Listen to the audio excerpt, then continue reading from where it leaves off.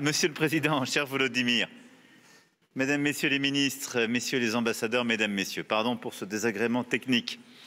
Je disais combien le moment est important, cher Volodymyr, cher Président, et je suis heureux de pouvoir vous recevoir à Paris aujourd'hui dans un moment difficile, je le sais, de ce conflit. Depuis le premier jour de l'agression russe, la France a fait un choix clair, celui du soutien sans ambiguïté, sans relâche à l'Ukraine. Et ce soutien n'est pas simplement un devoir moral, c'est un engagement profond en faveur de notre sécurité collective, celle de notre continent et celle de tous les Européens. De l'autre côté, la Russie, seule, a fait le choix de la guerre. Rien ne justifiait ce choix, aucune menace, aucune réalité, sinon celle fabriquée dans un mépris total pour la vérité, avec des réflexes et des instincts qui sont ceux d'une puissance qui ne parvient pas à digérer son histoire et ses instincts impérialistes et pour tout dire néocoloniaux. La Russie seule, aujourd'hui, fait le choix de poursuivre cette guerre et même de l'intensifier. Je rappelle que depuis le mois de mars dernier, vous avez avec clarté redit votre disponibilité à la paix et que, suite à des initiatives américaines soutenues par les Européens et au travail important que nous avons conduit ces derniers mois, tout est prêt pour la paix. La Russie seule s'y refuse. Et l'intensification des frappes contre les infrastructures énergétiques de l'Ukraine est une preuve supplémentaire de cette agressivité et de ce cynisme. Et je veux ici les condamner avec force, tout autant que les attaques contre les civils. C'est aujourd'hui la preuve que la Russie poursuit un objectif qui est celui de prendre le contrôle de votre territoire et de ne pas agir conformément aux engagements qu'elle avait pris. Personne ne croit aujourd'hui la Russie quand elle entend faire croire qu'elle veut la paix ou quand elle accuse les autres de l'empêcher. Alors face à cette obstination, à cette intransigeance, à ces attaques inacceptables contre les civils et les infrastructures énergétiques et critiques, face à ce qui est devenu aussi une forme d'addiction de la Russie pour la guerre, nous demeurons, nous, déterminés et entêtés pour la paix. Et pour une paix juste et durable, c'est-à-dire qui préserve les droits légitimes de l'Ukraine, sa sécurité et celle de tous les Européens. Nous ne négligerons rien pour y parvenir, avec tous nos partenaires européens et avec tous les membres de la coalition des volontaires que nous avons, je le rappelle, lancée en février dernier, ici, à Paris, avec aussi les États-Unis et tous les pays de bonne volonté qui croient dans les valeurs de la Charte des Nations Unies et prennent au sérieux leurs responsabilités pour maintenir la paix. C'est cette détermination que nous avons projetée ce matin dans les 2 premiers moments forts de votre visite, cher Volodymyr. D'abord, sur la base aérienne 107 de Villacoublay, nous avons signé ensemble une déclaration d'intention sur l'acquisition par l'Ukraine d'équipements de défense. Cette déclaration, nous l'avons bâtie sur l'intensification de notre coopération en matière de défense, dans le contexte de la guerre d'agression de la Russie, et sur notre engagement dès le premier jour aux côtés de l'Ukraine pour l'aider à se défendre, à renforcer son armée, ses capacités, dans le cadre des différentes coalitions dont nous avons pris la tête ou auxquelles nous avons activement contribué. Sans être exhaustif, mais les Césars, le SAMT, les Mirage 2000, nombre de missiles et de bombes livrés ont tous fait leurs preuves sur le terrain au cours des 3 dernières années et demie et sont la base de cette collaboration. Aujourd'hui, nous franchissons une nouvelle étape. Avec cet accord, nous continuons à miser sur le rapprochement et l'intégration de nos industries de défense pour continuer à soutenir l'Ukraine, la modernisation de ses forces armées qui restent en première ligne et qui sont la première ligne de défense de l'Europe, et la dissuasion contre l'agression. Et nous le faisons dans la durée, actant également que la capacité à régénérer l'armée ukrainienne est un élément décisif de notre sécurité à tous. Cet accord prévoit ainsi un renforcement de la coopération bilatérale immédiat et sur les 10 prochaines années, avec l'acquisition de capacités décisives à très court terme, drones, intercepteurs de drones, bombes guidées et des engagements de production d'ici à la fin de l'année et sur les 3 années qui viennent. Ce sont les livraisons immédiates et nous donnons de la visibilité aux armées ukrainiennes sur ces capacités qui ont déjà commencé. Ensuite, avec l'acquisition de nouveaux systèmes de défense antiaérienne, SAMT de nouvelle génération. Ils sont en cours de développement. Dès 2026, une étape décisive sera passée et l'accord est donné de pouvoir les déployer ainsi sur le sol ukrainien. Ils viendront compléter des capacités que vous connaissez déjà, mais avec des performances nouvelles. Et puis l'acquisition jusqu'à 100 Rafales, donc nos chasseurs de dernière génération, avec leur armement complet. C'est là une nouvelle génération qui s'ouvre après la livraison des Mirage 2000, qui avait été actée il y a plusieurs mois, et la formation des pilotes. Et donc nous allons déployer cet engagement justement d'acquisition de 100 chasseurs Rafale, avec les programmes de formation qui doivent les accompagner et les programmes évidemment de production. Nous prévoyons pour tout cela un renforcement de notre coopération bilatérale, actant de la complémentarité de nos industriels et donc dans beaucoup de ces capacités aussi des coproductions avec le développement de projets communs sur le sol ukrainien, en particulier en matière de drones et d'intercepteurs de drones. Et nous aurons tout à l'heure une discussion dédiée sur ce sujet qui est un des éléments déterminants de la résistance actuelle de l'Ukraine et déterminant pour les succès à venir. Cet accord est la démonstration de la volonté française de mettre son excellence industrielle et technologique au service de la défense de l'Ukraine et donc de l'Europe. Cette même détermination à agir était aussi au cœur de notre visite conjointe au quartier général de la force multinationale pour l'Ukraine, qui est fonctionnelle depuis plusieurs semaines et basée à Paris avec un commandement franco-britannique. Ce quartier général est issu du travail que nous menons sur les garanties de sécurité dans le cadre de la coalition des volontaires, qui est née, comme je le rappelais, en février dernier à Paris et coprésidée par le Royaume-Uni et la France. Ceci montre combien ces différents sommets ont conduit à une planification précise, mais surtout à la consolidation maintenant d'une équipe d'une 60aine de planificateurs intégrés qui travaillent ensemble à Paris et qui sont parmi les 34 nations, les 25 qui ont acté et décidé des contributions concrètes. L'objectif reste de déployer une force de réassurance en retrait de la ligne de contact et une fois le cessez-le-feu acquis pour contribuer à sécuriser la souveraineté ukrainienne, mais aussi de soutenir la régénération des forces armées ukrainiennes dans toutes leurs capacités pour dissuader toute nouvelle agression russe le jour où une paix sera signée ou un cessez-le-feu sera obtenu. Je veux ici dire, et les échanges que nous avons eus l'ont montré, que nous sommes prêts, que les travaux avancent à marche forcée et que nous aurons d'ici Noël une étape nouvelle décisive de franchie en la matière. Et donc au fond, les accords d'aujourd'hui et notre visite a acté le fait que nous sommes prêts à continuer à aider l'Ukraine à résister, mais aussi à se préparer à la suite.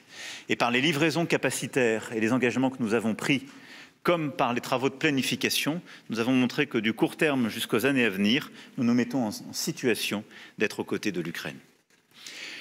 Notre soutien ne se limite pas au champ militaire, il est aussi civil, économique et humanitaire. Et je me félicite à cet égard de la signature à l'instant de l'accord intergouvernemental sur le renforcement de la coopération bilatérale couvrant toute une série de secteurs stratégiques, allant de l'énergie au transport en passant par l'eau et la défense, et un accord permettant de renouveler le fonds de soutien aux infrastructures critiques.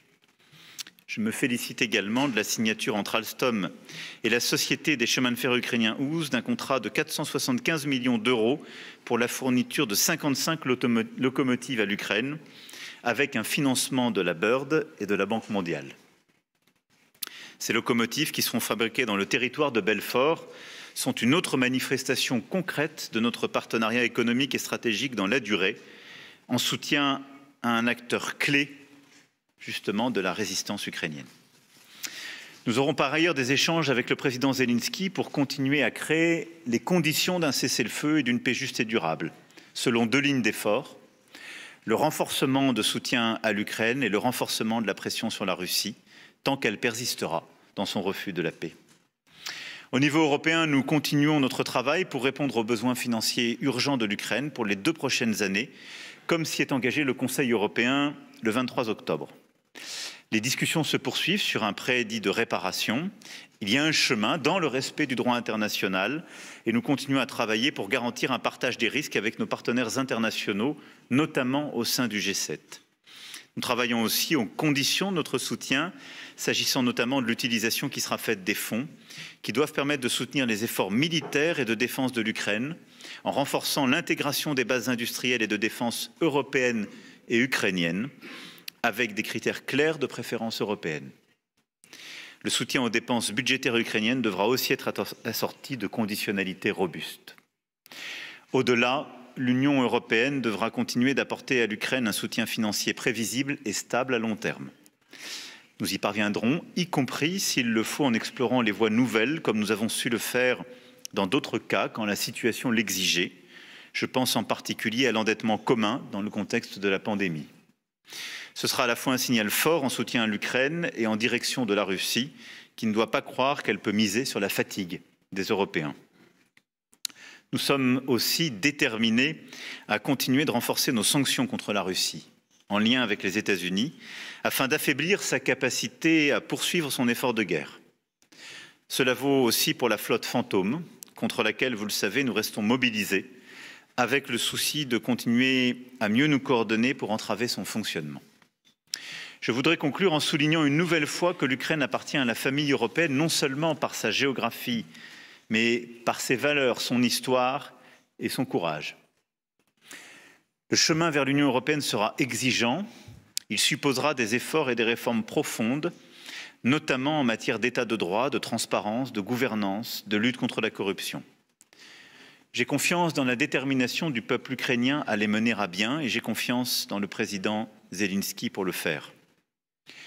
La France accompagnera ce processus avec constance, exigence, confiance et franchise, parce qu'une Ukraine forte, démocratique et intégrée à l'Union rendra l'Europe plus forte elle aussi. Monsieur le Président, cher Volodymyr, je veux ici vous redire, à travers vous aussi au peuple ukrainien, que la France reste à vos côtés. Ensemble, avec nos partenaires, nous continuerons d'agir en faveur de la paix, d'une paix juste, durable, conforme au droit international, assurant la sécurité d'une Ukraine souveraine, indépendante, libre et européenne. Merci à vous et merci d'être là à nouveau à Paris. Je vous remercie beaucoup, cher Emmanuel. Je te remercie tout d'abord, cher Monsieur le Président, pour ces paroles chaleureuses, pour ce soutien. Tu es aux côtés de l'Ukraine dès le début et je te suis très reconnaissant pour cela. Aussi bien moi que les Ukrainiens et l'Ukraine tout entière respectent la France, le peuple français et toi en personne. Merci encore une fois pour tout ce soutien que ton État, ton peuple et toi personnellement que vous nous avez apporté, dont vous avez fait preuve depuis le début de cette guerre, au jour le jour, malgré tout. Je te remercie beaucoup.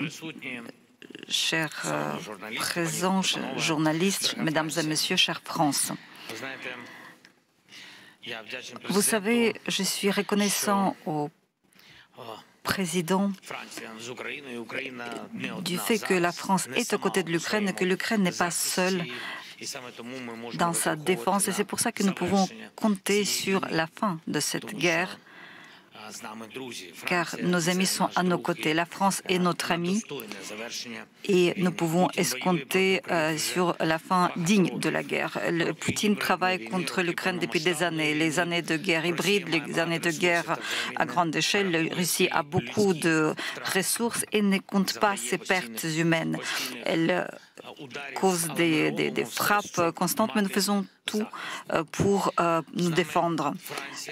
La France ainsi que l'Europe libre est à nos côtés.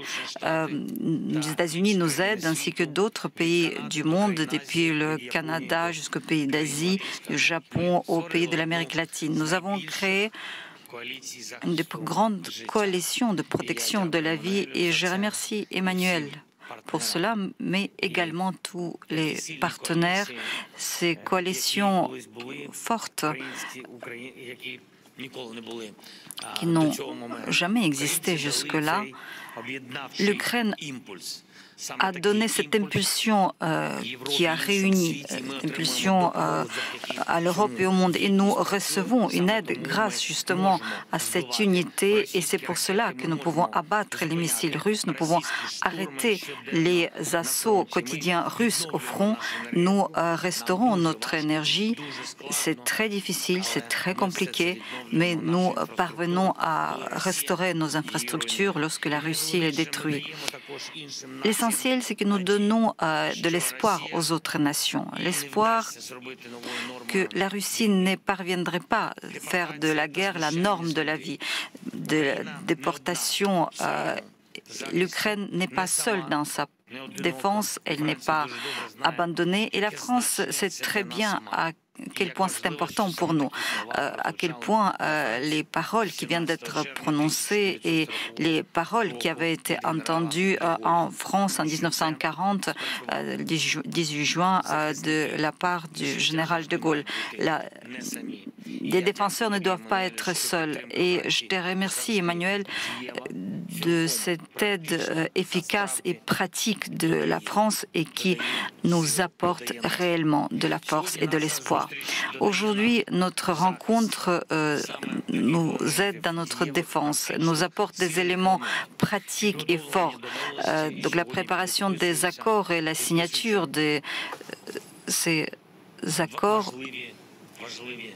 ce sont des documents importants quant au renforcement substantiel de nos capacités de défense et, en premier lieu, l'Ukraine pourra recevoir 100 avions Rafale F-4, des radars français, 8 systèmes de défense antiaérienne, SAMTI, 6 systèmes de lancement. Donc, bon, ce sont peut-être des détails très techniques, mais c'est très important pour nous.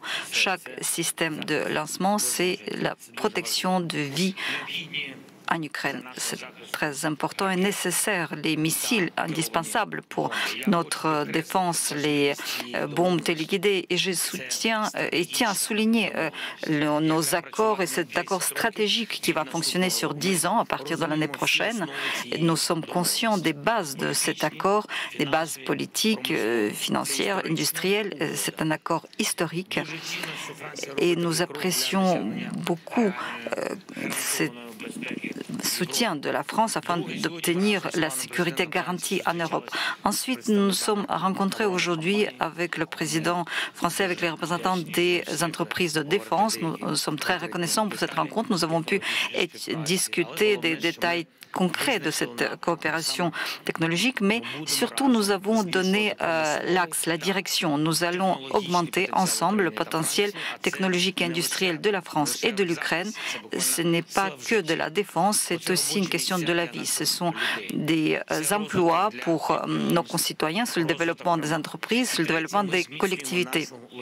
Troisièmement, nous renforçons notre logistique, nous renforçons les réseaux de transport en Ukraine et nous avons un autre accord très important sur l'acquisition de 55 voitures porteuses et c'est important pour nos chemins de fer et entre les chemins de fer ukrainiens et Alstom. Et nous sommes résolus à poursuivre cette coopération avec la France. Nous commençons aujourd'hui un chemin de sécurité très important. Je suis persuadée que nous parviendrons à des résultats importants pour nous. Je te remercie, Emmanuel. Nous remercions encore une fois la France et je remercie pour ce nouveau paquet de défense qui est en préparation pour la fin de l'année, qui renforcera bien évidemment l'Ukraine. Et nous en discuterons en détail et nous verrons comment nous pourrons activer le processus diplomatique, le processus de pression afin de créer des conditions nécessaires pour l'Ukraine, la paix digne pour l'Ukraine et pour l'Europe. Il y a des choses importantes, des idées importantes, des propositions dont nous devons discuter avec Emmanuel. Je suis certain que l'Ukraine doit être forte, paisible, et c'est comme ça que les choses vont se terminer grâce à nos partenaires tels qu'Emmanuel. Merci pour cette invitation, merci pour les résultats de cette visite et gloire à l'Ukraine.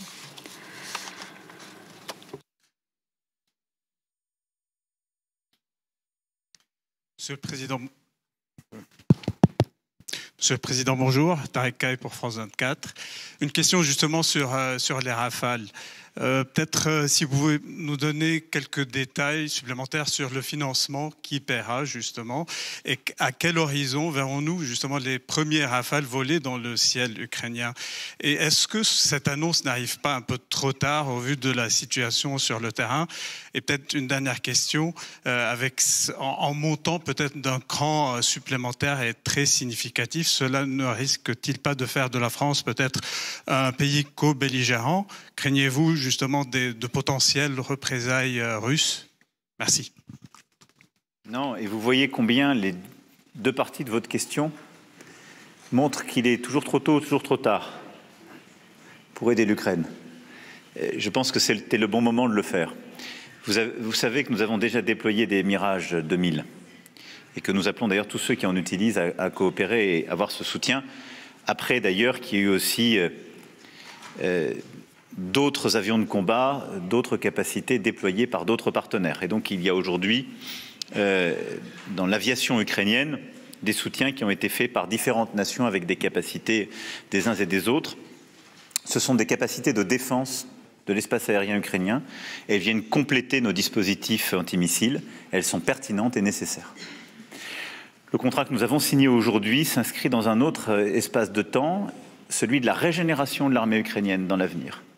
Et du fait que pour qu'une paix signée, que nous espérons le plus tôt possible, soit robuste et durable, il faut avoir une armée ukrainienne qui soit en capacité de dissuader toute nouvelle incursion. Et c'est dans ce contexte-là que plusieurs pays, la Suède l'a fait avec d'autres capacités, nous signons ces accords qui ont vocation à doter l'armée ukrainienne de demain de capacités propres de défense pour son espace aérien. Rappelez-vous, il y a maintenant près de 4 ans, la première demande qui était celle du président Zelensky, c'était justement de préserver son espace aérien. Eh bien, nous devons, le jour où la paix est signée, au-delà de ce que nous faisons chaque jour, avec nos propres capacités et ce que nous lui donnons la capacité de faire, de reconstituer, de régénérer une armée, en particulier une armée de l'air, qui puisse dissuader toute nouvelle incursion et protéger son espace aérien. C'est l'objectif de cet accord qui va donc se déployer sur plusieurs années, avec également de la formation. Les financements viendront avec cet accord en fonction de la manière dont ils seront appelés. Aujourd'hui, comment nous finançons notre soutien à l'Ukraine? Nous le finançons avec pour partie nos contributions propres, c'est dans la loi de programmation militaire, avec les instruments que nous déployons au niveau européen. Par exemple, les bombes guidées que j'évoquais sont financées avec la Facilité européenne de paix. Nous avons négocié en européen. Et là, nous avons des nouveaux programmes, le programme dit SAFE, auquel nous avons réservé une préférence européenne.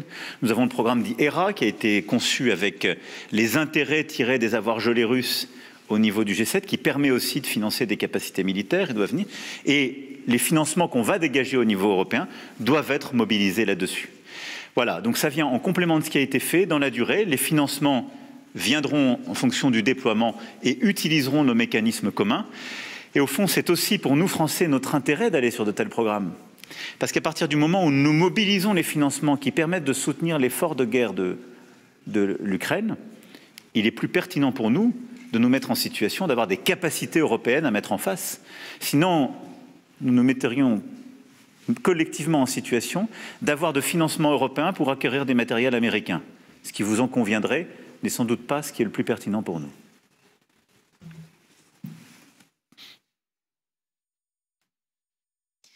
Kondratiuk, TSN 1+1. Kondratiuk, TSN 1+1. Bonjour, Monsieur le Président. Nous avons entendu ce que la France peut donner, ce que nous allons acquérir. Je voudrais entendre de votre part, Monsieur le Président, de quoi nous avons vraiment besoin pour éviter les nouvelles attaques russes et préserver ce que nous avons déjà. Est-ce que tout ce que nous avons demandé a été entendu et accepté? Je vous remercie. Tout d'abord, je ne vais pas énumérer un par un. Nous n'allons pas préparer nos ennemis pour qu'ils comprennent tout ce que nous recevons de nos amis, donc les missiles, le nombre de ce qu'on peut dire, nous disons, ce que nous ne pouvons pas dire, eh bien nous le taisons. Certaines choses, nous en parlerons un peu plus tard, lorsque ces équipements seront déjà sur notre territoire, car la logistique des livraisons est aussi donc une cible potentielle. Il y a donc un paquet important de défense, de soutien de l'Ukraine. Il y a des rafales et je suis persuadée qu'il s'agit d'une décision historique. On peut nous renforcer. Eh bien, c'est une flotte très importante que nous aurons. Les pilotes, par exemple, qui ont déjà étudié et travaillé sur les Mirages, eh bien, nous savons qu'il ne leur faudrait pas un an pour acquérir les compétences pour les Rafales, donc ils pourront donc acquérir les compétences beaucoup plus vite. Et bien, il y a beaucoup d'autres aspects. Ensuite, nous parlons de nouvelle génération de SAMP-T. Nous les avons déjà et je remercie Emmanuel, mais la nouvelle génération, c'est un niveau très important, très sérieux. Vous savez que nous travaillons avec les Patriotes contre les missiles balistiques. Donc les SAMP-T, la nouvelle génération, va travailler contre les missiles balistiques, notre ennemi. Je ne peux pas vous donner des dates de livraison de ces produits qui sont bien évidemment très, très importants pour nous. Hello, Mr. President Zelensky. Dounia Tengour, journaliste politique pour CNews. Après des années de guerre et la perte de nombreux hommes, l'achat de Rafale aujourd'hui, la paix semble s'éloigner, vous l'avez dit. Et pensez-vous qu'il est possible de contraindre la Russie à cette paix, coûte que coûte? Si oui, comment et quel rôle jouerait la France? En 2027, vous le savez, Monsieur le Président, vous ne serez plus à l'Élysée. Et on sait que le soutien à l'Ukraine vous tient à cœur. Et pensez-vous que ce soutien, comment se traduira ce soutien à l'Ukraine après votre départ? Et pourra-t-il se poursuivre avec des successeurs qui ont des idées et peut-être un engagement moins important que le vôtre? D'abord, à chaque jour suffit sa peine. Et j'espère que la paix sera obtenue avant 2027. Et je pense que les derniers mois ont été marqués par des décisions qui ont été de véritables tournants. Je pense que d'avoir les Européens unis avec les États-Unis d'Amérique et des partenaires clés et mettant la pression sur la Russie était déterminant. Et les décisions de sanctions que les États-Unis ont prises contre les principaux financeurs de l'effort de guerre, c'est-à-dire les deux grandes compagnies d'hydrocarbures russes, est un tournant qui va commencer à produire ses effets en même temps que nous renforçons nos actions contre la flotte fantôme russe qui finance plus du tiers de cet effort de guerre russe. Et donc au total, je pense qu'on a ces dernières semaines changé la donne en termes de pression. Il y a maintenant engagé à poursuivre cette pression et ce dialogue en lien avec les États-Unis d'Amérique. Et donc, je pense que tout ce que nous faisons là, c'est ce qui permet de résister d'abord pour une partie des capacités à court terme. Mais beaucoup des décisions, y compris capacitaires, prises aujourd'hui, ce sont celles qui sont indispensables pour préparer une paix crédible. Et c'est ce qui est important de comprendre. C'est qu'il n'y aura pas de paix robuste et durable qui puisse être acceptée s'il n'y a pas une armée ukrainienne forte et des forces de réassurance. Parce que nous sommes instruits par ce qui s'est passé en février 2022 ou par ce qui s'est passé en 2014. Si l'Ukraine n'est pas forte et crédible, la Russie violera les engagements qu'elle a elle-même pris. C'est pour ça que nous faisons tout ça. Donc je suis, pour ma part, toujours aussi déterminé à obtenir cette paix. Je pense qu'il faut continuer d'accroître la pression, comme nous le faisons par les sanctions et par la lutte contre la flotte fantôme, et en continuant d'engager davantage de partenaires. Ensuite, c'est dans chacun des pays de l'Union européenne et au-delà, un débat démocratique. Moi, je note que dans d'autres démocraties, et pas des moindres, où des candidats avaient dit que les choses s'arrêteraient en 24 heures, et qu'il fallait peut-être plus soutenir l'Ukraine, la confrontation à la réalité peut changer la donne. Et les idées, quand on les regarde de près, qu'elles deviennent plus concrètes, changent un peu. Et je m'en félicite. Et donc je pense que ce qui s'est passé de l'autre côté de l'Atlantique devrait en inspirer beaucoup et les rendre moins péremptoires.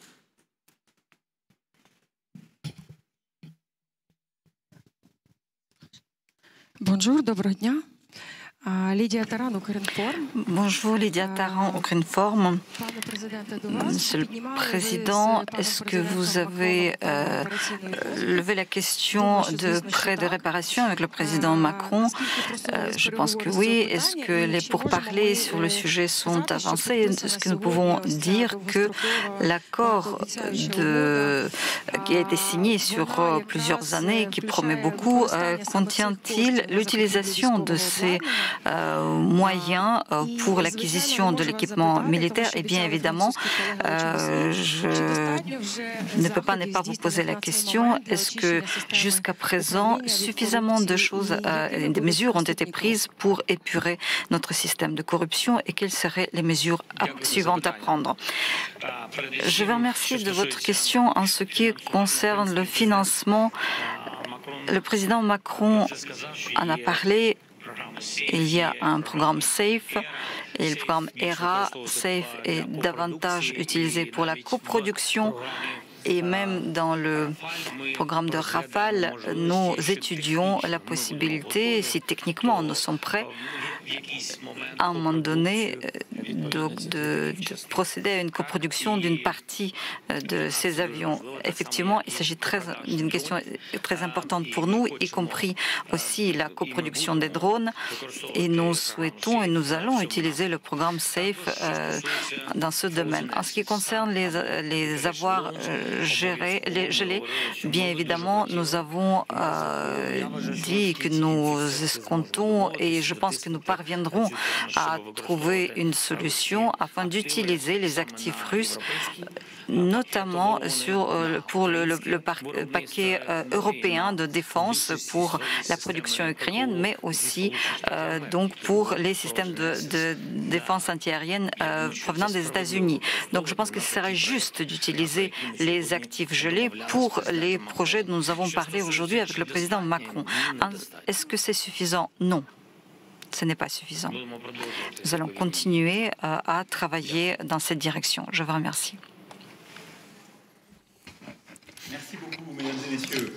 Voilà, vous venez d'entendre donc cette conférence de presse commune entre les deux présidents, Emmanuel Macron, Volodymyr Zelensky. Poignée de main, évidemment, pour finaliser ces accords qui ont pu être signés, accords bilatéraux sur de nombreux domaines énergétiques, sur la défense, sur l'économie aussi, entre nos deux pays.